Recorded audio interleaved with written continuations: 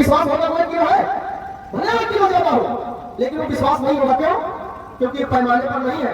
ये तो इसका बस एक बात से कहता हूँ, बीच में फिर मत जाए। जैसे दुनिया बर्तन खाए कराने से कोई चीनी वाले बोरा में डाल के पूरा भारी पानी भर के डाला भैया किलो हो लेके जा, आपको विश्वास नहीं होगा। भले वो 1000 ग्राम का 1 किलोग्राम होता है, वो 1200 ग्राम हो, 1300 ग्राम हो, 1400 ग्राम हो, 1.5 किलो हो, 1500 ग्राम हो, लेकिन आप पैसा 1 किलो का दिए हैं 40 रुपया 50 रुपया, लेकिन आपको विश्वास नहीं होगा। क्यों? क्योंकि वो तौला नहीं गया है। तो जब तक पैमाना नहीं होगा दुनिया आप पर विश्वास नहीं करेगी।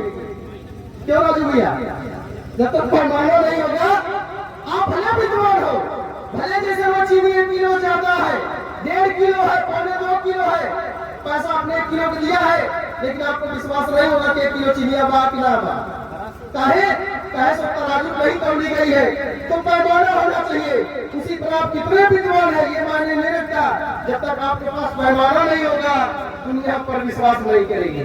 इसीलिए 13 अक्टूबर 1935 को केवला की कॉन्फ्रेंस में डॉक्टर बाबा साहब अम्बेडकर ने कहा कि मेरा दुर्भाग्य था, मैं ऐसी व्यवस्था में जन्म जरूर ले लिया लेकिन मरूंगा नहीं। उसी समय निजाम हैदराबाद डॉक्टर बाबा साहब अम्बेडकर को 6 करोड़ रुपया ऑफर किया, डॉक्टर बाबा साहब 1 करोड़ रुपया ले लो, हमारी व्यवस्था में आ जाओ।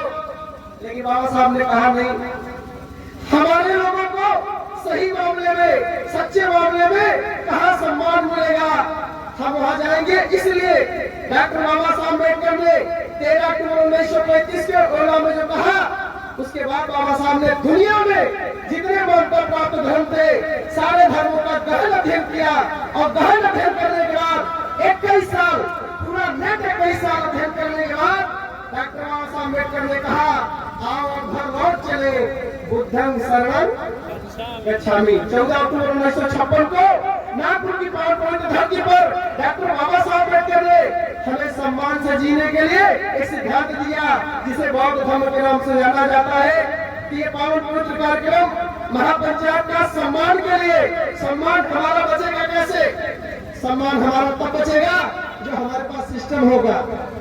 क्योंकि देखते हैं कुछ लोग क्या कहते हैं छोटी बिरादरी के, जिनको लोग कहते हैं क्या उनकी मां ने उनको 18 महीने पैदा किया, या हमारी मां ने हमको 6 महीने पैदा किया?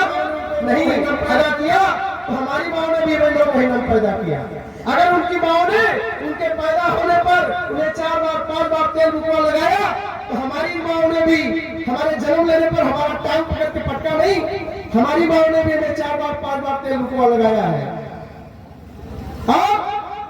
लालन पालन में अगर उनके जन्म लेने पर अगर उनकी मां ने उनको तेल बुकवा लगाया होगा कि नाक टेढ़ है, कान टेढ़ है, हाथ टेढ़ है, पैर टेढ़ है, तो हमारी मां ने वो उतने बार तेल बुकवा लगाया है। अब खान पान में, पहनाव ओढ़ाव में, खान पान में कोई अंतर नहीं है। और पहनाव ओढ़ाव में दूसरे समाज के लोग जैसा कपड़ा पहन के समझियाने जाते हैं, वैसा कपड़ा पहन के हमारे समाज के लोग कोला बोलने जाते हैं। इसलिए साथियों, पैदाइश में, लालन पालन में कोई अंतर नहीं है। अंतर है तो आचार में, विचार में, संस्कार में, उसी को ठीक करने की जरूरत है। जिस दिन वो ठीक हो जाएगा, कोई माही ढलते हुए जाए तो बताना नहीं पड़ेगा कहाँ जा रहा है। क्यों भैया? बताना नहीं पड़ेगा, दुनिया जान जाएगी कहाँ जा रहा है। और उसी लोटे को, उसी प्राणी को अगर वो दोनों हाथ ऐसे पकड़ के लेके जाए तभी बताना नहीं पड़ेगा तू कहाँ जा रहा है। क्योंकि तरीके सब डॉक्टर बाबा साहब अम्बेडकर की और उन्हीं की बदौलत मैं भी इस वक्त में ग्राम सभा महुआ का निर्वाचित प्रधान हूँ। तो हमें ये जो सम्मान मिलता है, जो इज्जत मिलती है, जो शोहरत मिलती है, जो 4 लोग 5 लोग हमारे आगे पीछे, प्रधान जी वहाँ पहले राजला गौतम जी मंच पर बैठी है, आप प्रधान है, ये जो सम्मान हमें मिलता है ये किसी का दिया हुआ नहीं है, किसी का आशीर्वाद से नहीं मिला हमें। ये डॉक्टर बाबा साहब अम्बेडकर ने जो अपने बच्चों की कुर्बानी किया, माता रमाबाई को जो कुर्बानी किया, जो अपना परिवार कुर्बान किया, उसका त्याग है कि आज हमारे लोग प्रधान और महाप्रधान बन रहे हैं और सम्मान से जीवन जी रहे हैं।